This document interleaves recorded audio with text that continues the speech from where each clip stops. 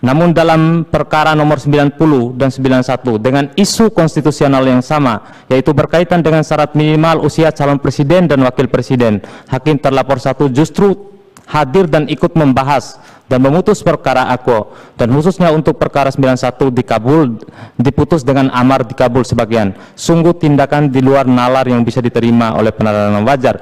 Kalau misalnya ketidakhadiran yang bersangkutan karena konflik kepentingan terhadap perkara pengujian 169 huruf Q Undang-Undang 7 2017 atau perkara nomor 295155, harus ada bukti bahwa surat bahwa yang bersangkutan mundur dari perkara tersebut.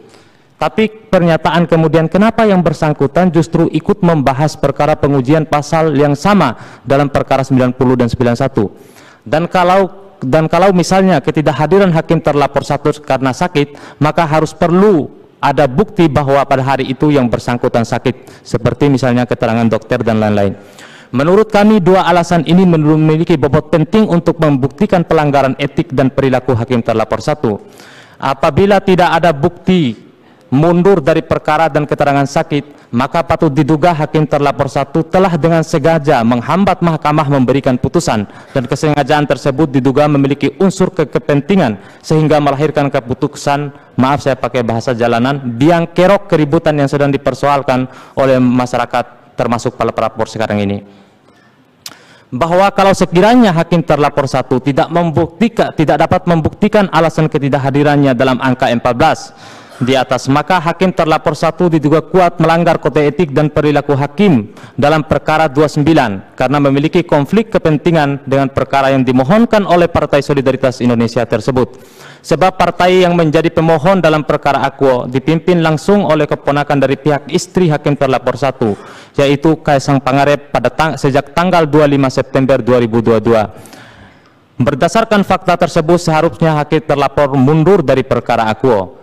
Bahwa hakim terlapor 1 memiliki kepentingan baik langsung maupun tidak langsung dalam perkara pengujian Undang-Undang nomor 90, karena secara terbuka pemohon perkara Aquo secara nyata dan jelas menyebut nama Wali Kota Solo Gibran Rakabuming Raka sebagai pemimpin muda yang dikaguminya. Dalam konteks ini secara faktual pemohon dalam permohonan Aquo memiliki tujuan untuk memperjuangkan keikutsertaan Gibran Rakabuming Raka dalam kontestasi politik pemilihan presiden dan wakil presiden 2024.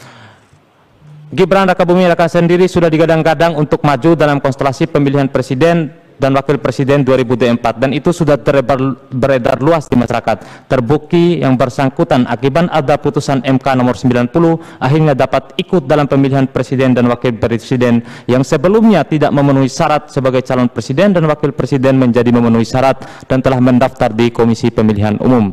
Seharusnya berdasarkan fakta-fakta tersebut hakim terlapor 1 mundur karena jelas-jelas memiliki konflik kepentingan, sebab Gibran Rakabuming Raka adalah keponakan langsung dari istri yang bersangkutan.